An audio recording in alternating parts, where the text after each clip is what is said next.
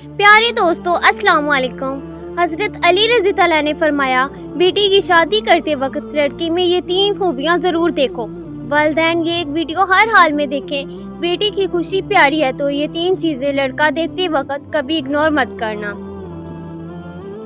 بسم اللہ الرحمن الرحیم۔ ناظرین، بیٹیوں کی بات کرتے ہی یہ جملے زبان پر آتے ہیں کہ اللہ پاک ہر بیٹی کا نصیب اچھا کرے۔ بیٹیاں اللہ تعالیٰ کی خاص رحمت ہوتی ہیں۔ اللہ تعالیٰ نے فرمایا، اگر میں خوش ہوتا ہوں تو بارش کرتا ہوں اور زیادہ خوش ہوتا ہوں تو بیٹیاں عطا کرتا ہوں۔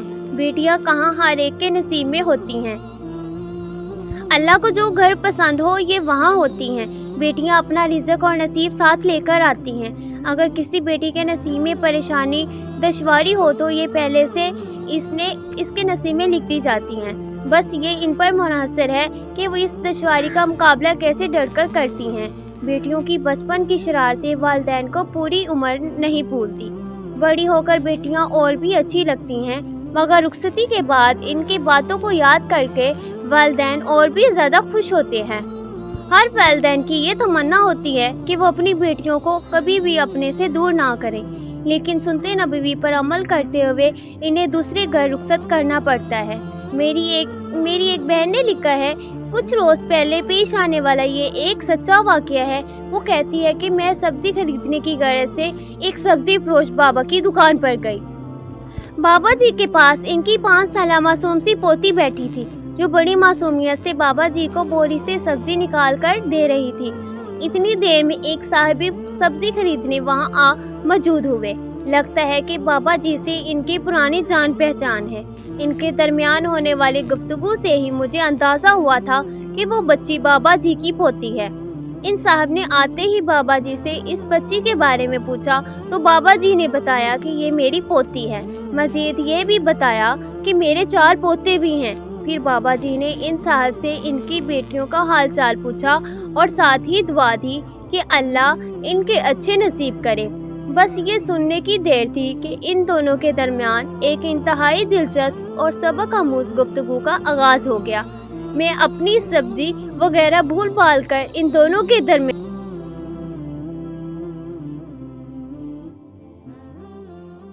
جو ہی بابا جی نے دعا دی، اسی وقت ان صاحب نے پلٹ کر بغیر کسی توقف کے بابا جی سے سوال کیا، کیوں بابا جی، صرف بیٹیوں کے ہی نصیب اچھے کیوں ہوں، بیٹوں کے کیوں نہیں؟ بابا جی اس اچانک اور غیر متوقع جوابی حملے کے لیے قطعی تیار نہ تھے۔ سوال سن کر وہ سر پٹا سے گئے۔ کہنے لگے کہ بابا جی، بیٹیوں کے ہی نصیب سے ڈر لگتا ہے کہ پتہ نہیں شادی کے بعد کیسا شوہر ملے، وہ بیٹیوں کو خوش رکھے نہ رکھے، کہیں طلاق نہ دے دے۔ بس اسی لیے سب یہی کہتے ہیں کہ میں بھی یہی کہتا ہوں کہ اللہ بیٹیوں کا نصیب اچھا کرے۔ بیٹوں کا کیا ہے، ان کی تو کوئی ایسی فکر یا مجبوری نہیں ہوتی۔ یہ سن کر وہ صاحب دوبارہ گویا ہوئے کہ بابا جی، جن بد نصیب بیٹوں کی وجہ سے ہماری بیٹیوں کو بد نصیبی کے کلنک کا ٹیکا لگ جاتا ہے اور انہی کی خوف کی وجہ سے بیٹیوں کے نصیب اچھا ہونے کی دعائیں مانگی جاتی ہیں، تو آپ ان بد نصیب بیٹوں کے لیے دعا گو کیوں نہیں ہوتے کہ اللہ بیٹوں کے نصیب اچھے کرے تاکہ ہماری بیٹیاں خوش رہ سکیں۔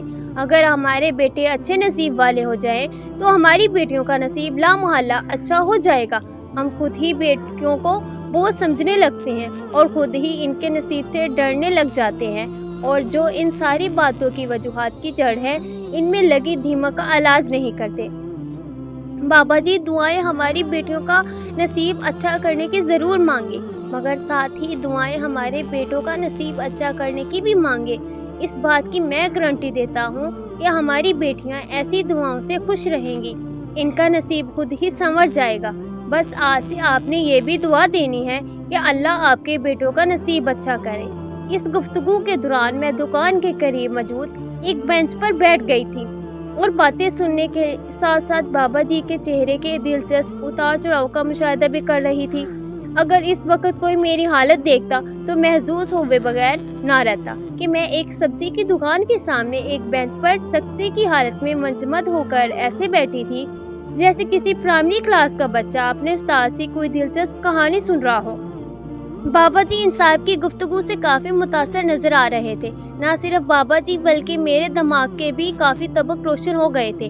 बाबा जी ने इंतहाई मरीदाना आवाज़ में कहा कि वाह साहब जी, आपने 16 आने खरी और सच्ची बात की है।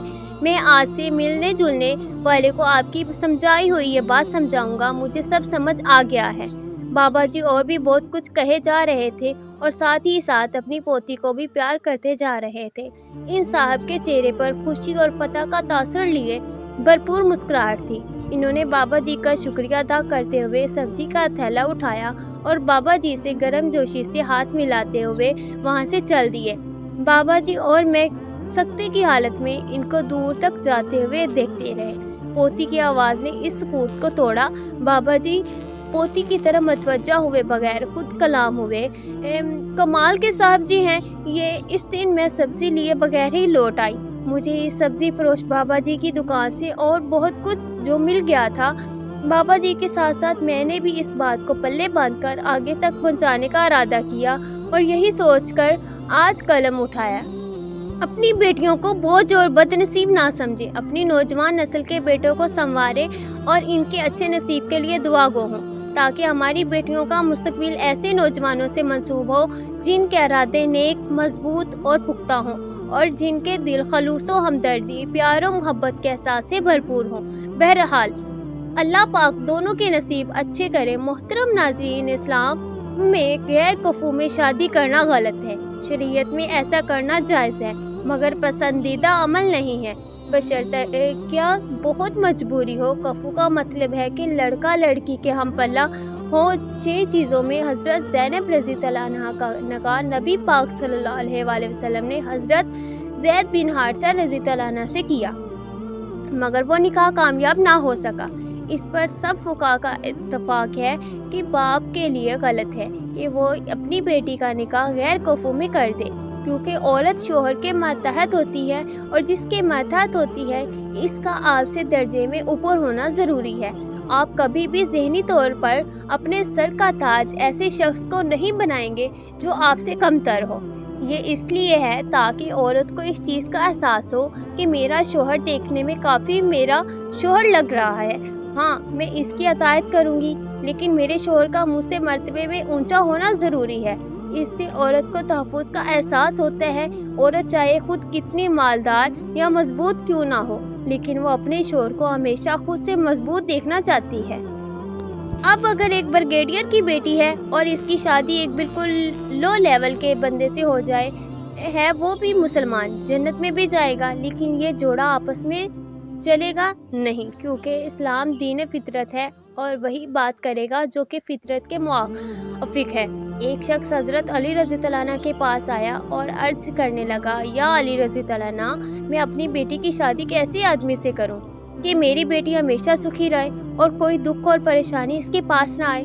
हज़रत अली रज़ी अल्लाह अन्हु ने इस शख्स की बात सुनकर जवाब दिया, ऐ शख्स, अपनी बेटी की शादी करते वक्त इस आदमी में ये 6 खसूसियात ज़रूर देखना। मोहतरम नाज़रीन, ये बात ज़हन नशीन रहे कि ये हदायत मर्द के लिए नहीं है। मर्द को तो अपने से कम मर्तबे की लड़की से शादी करनी चाहिए, जबकि आजकल उल्टा हो रहा है। लड़का देख रहा है कि लड़की में ये 6 चीज़ें हैं या नहीं। इस्लाम ने तो मर्द को इजाज़त दी है कि वो कमतर से भी शादी कर सकता है। लड़की के लिए कहा है कि जब इसकी शादी हो तो बंदा इसके पैरेलल या इससे ऊंचा होना चाहिए। जब बंदा ऊंचा होगा तो औरत इससे मर्तबे में कम दर्जे की होगी, फिर निकाह कामयाब चलेगा, क्योंकि जब मर्द का ऊंचा मुकाम है तो फिर होना चाहिए ना इसका ऊंचा मुकाम। तो हज़रत अली रज़ी अल्लाह ने फरमाया, ऐ शख्स, अपनी बेटी की शादी शख्स से करना जिसमें ये 6 खसूसियात हों। नंबर 1, ख़ानदान। हज़रत अली रज़ी अल्लाह ने फरमाया, अपनी बेटी की शादी अच्छे हस्ब नस्ब वाले ख़ानदान में करना, क्योंकि इंसान में खूबियाँ इसके अच्छे ख़ानदान से आती हैं।